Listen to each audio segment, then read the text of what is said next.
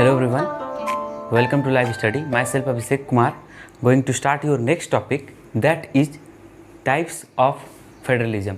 पिछले वीडियो में हम लोग पढ़े फेडरलिज्म का फ्यूचर क्या होता है। अब हम लोग पढ़ने जा रहे हैं फेडरलिज्म के टाइप्स। तो दो टाइप्स होते हैं basically, coming together federation and holding together federation. Means समझिए इस तरह से, बहुत से स्टेट्स अगर अपने आप खुद से आ करके अगर एक यूनिटी बनाते हैं, एक यूनियन बनाते हैं, तो उसे हम लोग कमिंग टुगेदर फेडरेशन बोलते हैं। अगर और नेक्स्ट है आपका holding together federation. Holding together federation means बहुत सा स्टेट्स है उनको खुद से बनाया गया है, मीन्स होल्ड करके दोनों का मतलब बहुत से स्टेट्स हैं उनको होल्ड करके रखा गया है, बनाया गया है, तो वो आपका होल्डिंग टुगेदर फेडरेशन में। जैसे इसका एग्जांपल आपको इंडिया आ जाएगा, इसका यूएसए आ जाएगा। उसको थोड़ा मैं और एक्सप्लेन करूँगा, तो चलिए समझना स्टार्ट करते हैं। सबसे पहला आपका coming together federation. Independent states coming together own to form a bigger unit. Means छोटे छोटे इंडिपेंडेंट स्टेट्स जो हैं वो एक साथ यूनाइट होकर के एक पूरा बड़ा यूनिट बनाते हैं, बड़ा कंट्री को बनाते हैं। वो उसे हम लोग ये कमिंग टुगेदर फेडरेशन के अंडर में आता है। क्लियर है? First point. जैसे एग्जांपल में आपका यूएसए केस में क्या है, बहुत सा छोटा छोटा स्टेट है, वो सारा यूनाइट होकर के एक पूरा प्रॉपर कंट्री बनाया है जिसका नाम है यूनाइटेड स्टेट्स ऑफ अमेरिका। और नाम से भी पता चलता है USA United states of America means बहुत से स्टेट्स का यूनियन है। क्लियर है यहाँ तक? सेकेंड पॉइंट है आपका by pooling sovereignty and retaining identity they can increase their security. समझिए, बाय पुलिंग सॉवरेनिटी मीन्स जो उनका राइट्स है, जो डिसीजन मेकिंग का जो पहले से राइट जो है उनका, हर एक स्टेट का अपना राइट होता है, तो वो आप जो उनका सॉवरेनिटी है वो मेंटेन रहे। सॉवरेनिटी इन द सेंस हम लोग मतलब उसका दूसरा लैंग्वेज में समझ सकते हैं।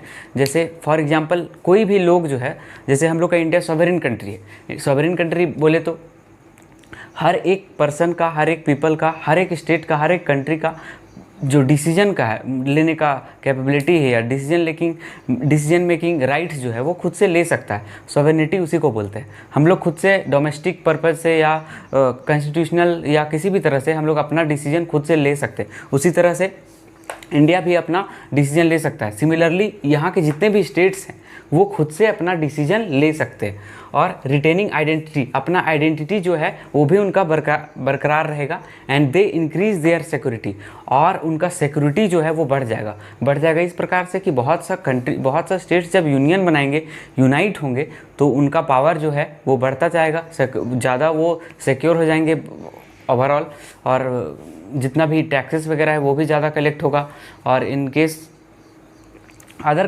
कंट्रीज़ के कंपैरिजन में उनका थोड़ा डेवलपमेंट जो है ज़्यादा रहेगा। ठीक है? And states usually have equal power and are strong in the federation. तो स्टेट्स जितने भी हैं ये इसमें कमिंग टुगेदर फेडरेशन में सबके पास पावर इक्वल होता है। हर एक स्टेट्स के पास इक्वल पावर है, और जितने भी ये मतलब जो गवर्नमेंट इनका वर्क करता है ये बहुत ही स्ट्रांग होता है कंपैरिजन टू अदर। ठीक है?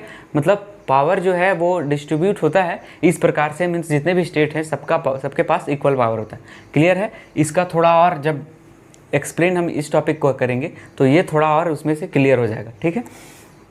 उसका बेसिक एक एग्जाम्पल है यूएसए, स्विट्ज़रलैंड एंड ऑस्ट्रेलिया। ये तीन जो आपका कंट्री है ये एग्जाम्पल है कमिंग टुगेदर फेडरेशन का। इसमें ऐसा गवर्नमेंट ही चलता है। ठीक है? इसको याद ऐसे भी रख सकते हैं आप, यूएसए मीन्स यूएसए तो यूनाइटेड स्टेट्स ऑफ अमेरिका एक हो गया, और यू मीन्स यूएसए, और second S means Switzerland, and A for Australia means USA. एक शॉर्ट ट्रिक जो है उसको यूज करके आप याद रख सकते हैं एग्जाम्पल, एज एग्जाम्पल। क्लियर है? नेक्स्ट है आपका होल्डिंग टुगेदर फेडरेशन। तो होल्डिंग टुगेदर फेडरेशन में क्या होता है उसके बारे में हम लोग समझना स्टार्ट करते हैं। सबसे पहला point, large country decides to divide its power between the constituent states and national government. Means एक कोई बहुत बड़ा कंट्री है, फॉर एग्जाम्पल इंडिया को लेते हैं। ठीक है? इंडिया एक बहुत बड़ा कंट्री है, नॉर्मल एग्जाम्पल हम बता दे रहे हैं। फॉर एग्जाम्पल इंडिया आपका बहुत बड़ा कंट्री है। अब इस कंट्री में बहुत छोटे छोटे स्टेट्स हैं, अलग अलग स्टेट्स हैं, ये सबको यूनियन बनाया, सबको किसी तरह से बात करके अपना जो भी डिसीजन लेकर के पूरा कंट्री को यूनाइट किया। वो अलग अलग कल्चर को फॉलो करते थे, फिर भी यूनाइट किया गया।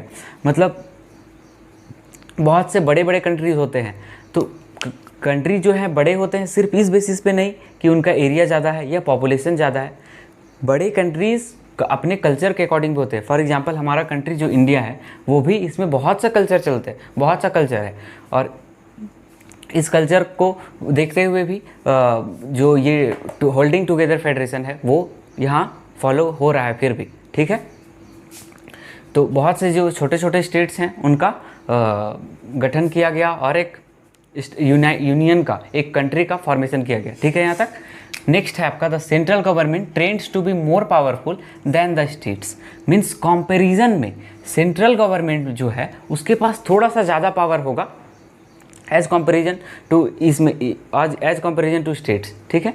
ये होल्डिंग टुगेदर फेडरेशन में ऐसा होता है। और इस केस में आप पढ़े थे जितने भी स्टेट्स हैं उन सभी के पास, या सेंट्रल जो है उनके पास पावर इक्वल होगा, और इस केस में ऐसा नहीं है। जितना भी लोकल गवर्नमेंट है, स्टेट गवर्नमेंट है और ये आपका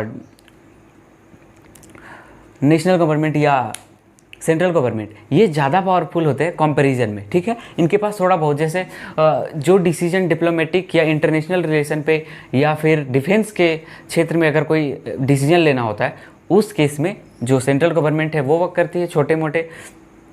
छोटा कोई डिसीजन लेना हो कोई प्रॉपर स्टेट के लिए, तो वो डिसीजन स्टेट के द्वारा लिया जाता है। तो ये सब आपको पिछले टॉपिक में मैं बता दिया, ठीक है। नेक्स्ट है आपका constituent units have unequal power some units are granted special powers. देखिए मीन्स हर एक यूनिट में जितना भी स्टेट्स डिवाइड हुआ है, सबके पास जरूरी नहीं है कि पावर जो होगा वो इक्वल होगा। कम तो होता है सेंट्रल से, लेकिन जरूरी नहीं है कि जितना भी यूनियन है, जितना भी स्टेट है, सबके पास कम पावर है, ठीक है। कोई जो माइनर स्टेट्स हैं जिनका पॉपुलेशन बहुत कम है, या जिनका पॉपुलेशन उतना डेवलप नहीं हो पाया है, उनके लिए कुछ राइट जो है ज़्यादा दिया जाता है ताकि उनका डेवलपमेंट हो सके और प्रॉपर इक्वालिटी में वो लोग आ सके। मीन्स प्रॉपर इंडिया जो है सभी लोग बराबर हो सके, इसलिए ऐसा किया जाता है। जैसे फॉर एग्जांपल इंडिया में नॉर्थ ईस्टर्न स्टेट्स जितने भी हैं, मिजोरम, नागालैंड, इन सबको थोड़ा राइट्स ज़्यादा मिला है as comparison to other states. और पहले जम्मू एंड कश्मीर को भी मिला हुआ था, जो आर्टिकल 370 हटने के बाद से हट गया है, लेकिन उसके पहले तक बहुत सा कॉन्स्टिट्यूशनल राइट्स और भी बहुत सा राइट्स जो है पॉलिटिकल राइट्स उनको मिला करता था। और भी इसलिए फॉर्म होता है यूनियन टेरिटरी, उनको भी अलग राइट्स दिया जाता है, ठीक है। तो ये होल्डिंग टुगेदर फेडरेशन का ये सारा प्रॉपर्टीज़ है, ये बेनिफिट, ठीक है। कंट्री आपका एग्जाम्पल में एज ए एग्जाम्पल एक आपका इंडिया है, स्पेन है, बेल्जियम के केस में भी आपको मैं बताया था, जो पिछले चैप्टर में जो पढ़ाया है उसमें बेल्जियम के केस में क्या था। मीन्स अलग अलग, इससे पहले कि कन्फ्लिक्ट जब हो गया तो जितने भी स्टेट्स थे, मतलब ओवरऑल कंट्री को अलग अलग यूनियन में, स्टेट्स में डिवाइड कर दिया गया। सिमिलरली इंडिया में भी ऐसा किया गया ताकि किसी भी तरह का कन्फ्लिक्ट जो है ना बने, ना रहे, इसके लिए। क्लियर है यहाँ तक? आई होप कि ये टॉपिक आप लोगों को क्लियर होगा। Don't forget to like, share and subscribe the channel. Thank you.